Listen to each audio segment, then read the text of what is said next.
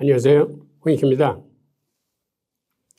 오늘은 일본 YCC 포기하나 그리고 천장 뚫린 N 환율에 대해서 한번 알아보겠습니다. 일본은행은 그 10년물 국채에 대한 YCC, 곧 시장에서 무제한 매입하는 제도, 이거를 1% 초과하더라도 용인하겠다라고 발표했습니다. 즉, 이 발표는 정상적인 통화정책에 한 걸음 내디뎠다라고 이제 평가할 수 있습니다. 그런데 일본은행이 이 YCC의 1% 초과를 용인한 이번의 결정은 사실은 현재 헤지펀드하고 치열하게 공매도 전쟁을 벌이는 중입니다.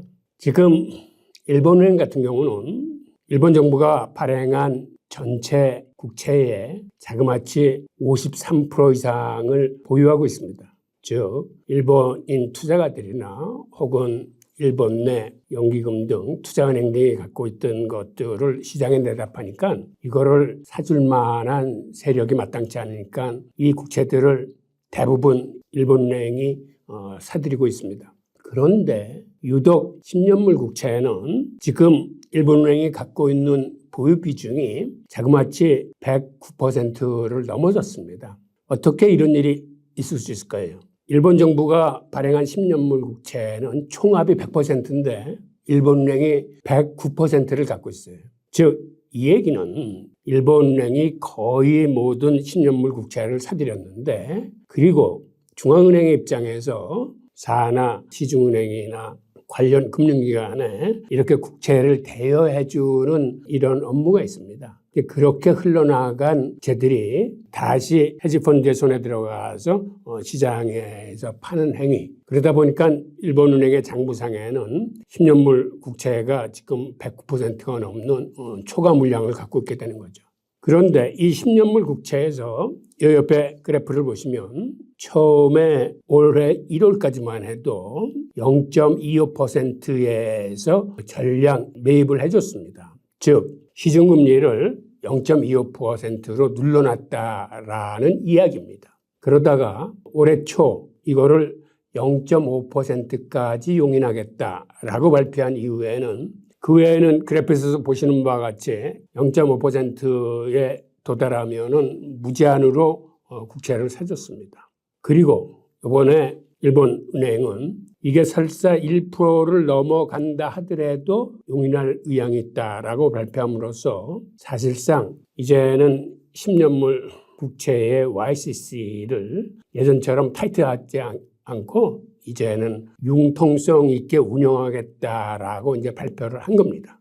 그런데 지난 8월 이후에 이 10년물 국채가 가파르게 올라가고 있는 모습을 보일 거예요. 근데 이게 시장의 수요와 공급에 의한 그러한 그 움직임은 아니고, 이때도 예를 들어서 0.65% 혹은 0.75% 이 곳곳에서 일본은행이 방어를 하려고 굉장히 시장에서 노력은 했습니다만은 이제는 이 매도 세력한테 힘에 붙여가지고 이거를 일본은행이 제대로 대응하기 힘든 입장이 돼서 차제에 1% 허용한 예를 이제 넘기는 것 같습니다. 그런데 이거는 사실은 어떻게 보면은 통화정책을 정상적으로 이끌어가는 이게 첫걸음입니다. 즉, 미국의 10년물 국채가 지금 연 5% 가까이 됐는데 언제까지 일본이 이렇게 1% 이하로 국채 금리를 눌러놓을 수는 없는 그런 형국이거든요. 이런 게 이번에 비로소 이제 처음으로 첫 단추를 끼게 된 거고, 즉 지금의 일본 시중금리는 미국의 시중금리하고 격차가 너무 큽니다. 즉 미국의 국채 가격과 일본의 국채 가격의 격차가 이제 너무 큰 거를 의미하는 거죠. 그러다 보니까 일본의 투자자들은 지금 자국의 국채를 팔아가지고 이 국채 판 돈을 가지고 미국이나 다른 나라의 자산을 사들이고 있습니다. 즉 일본의 투자은행이나 일본 국민들은 자국의 국채가 언제 폭락할지 모르는 위험자산으로 인식하고 있다는 이야기입니다. 즉 이러한 행태는 우리가 흔히 얘기하는 이게 엔캐리 트레이드입니다. 즉 금리가 싼 나라의 돈을 가지고 금리가 비싼 외국으로 자본을 옮겨서 그쪽에서 채권이나 주식이나 이러한 자산 활동을 하는, 즉 일본 내의 엔화가 바깥으로 흘러나가는 이러한 투자 행위가 우리가 쉽게 얘기해서 이걸 엔캐리 트레이드라고 하는데, 최근에 경쟁국가의 금리 차가 벌어지니까 벌어지면 벌어질수록 엔캐리 트레이드의 외부 유출이 지금 심해지고 있는 거죠. 그러니까 그간에 일본은 정부 부채가 GDP의 260%를 넘을 정도로 세계 최고의 정부 부채를 갖고 있는데, 그럼에도 불구하고 그간은 어떻게 평가를 했냐면 일본은 아무리 정부 부채가 많아도 끄떡없다. 왜 그러냐면 그 국채의 대부분을 일본인들이 갖고 있기 때문이다 라고 얘기를 했습니다. 그런데 지금 상황은 완전히 다른 방향으로, 즉 일본인 스스로가 자국의 국채를 이제 내던지는 이런 형국으로 치닫고 있습니다. 자, 해외로 빠져나가는 일본의 부를 살펴보면 그 옆에 보이는 그래프처럼 해외로 빠져나가는 일본의 부가 지금 날이 갈수록 계속해서 치솟아 오르는 걸 볼 수 있고, 여태까지 해외에 유출된 총 일본의 부는 자그마치 531조 엔이 넘는다고 합니다. 그러니까 각국의 엔캐리 트레이드로 빠져나간 엔화 자산이 엄청나게 있는 거죠. 이 밑에 그래프를 보면 미국 같은 경우에 채권 시장이나 주식 시장에 그 엔화 자금 들어와 있는 게 한 7.3%, 프랑스 7.5%, 호주가 8.3%, 네덜란드는 9.5%. 적지 않은 금액이 지금 세계 각국 자산 시장에 포진해 있습니다. 즉 이 얘기는 앞으로 일본의 시중금리가 만약 치솟아서 엔화 자금이 다시 일본으로 복귀를 하게 되면 세계 자산 시장이 크게 요동칠 수 있음을 보여주고 있는 그래프입니다.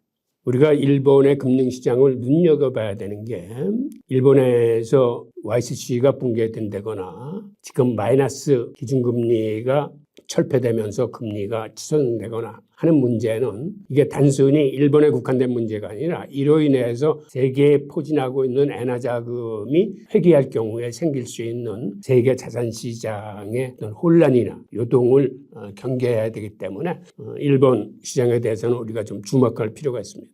지금 일본은 YCC를 정상화하는 초기 단계에 들어왔는데, 그렇다면은 언제쯤 YCC 제도 자체를 철폐하느냐, 포기하느냐, 폐지하느냐는 문제가 있는데, 옆에 이거는 일본의 조사센터에서 투자자들한테 이제 설문조사를 한 건데, 투자자들 대부분이 내년 7월 이후에는 YCC가 폐지될 거라고 예상들을 하고 있습니다. 그런데 상황에 따라서는 일본 투자자들이 예상하는 것보다 이 YCC 폐지가 좀 더 앞당겨질 수도 있습니다. 즉, 그 얘기는 무슨 얘기냐면 헤지펀드들이 지금보다 더 치열하게 준동할 경우에는 이거를 일본은행이 더 이상 계속 오래 끌고 갈 수 없는 처지에 놓이게 되면은 일종의 항복을 하면서 YCC가 순식간에 철폐될 수도 있습니다. 투자자들이 정상적인 시점에서 내년 7월 이후라고 얘기를 한 거는 아마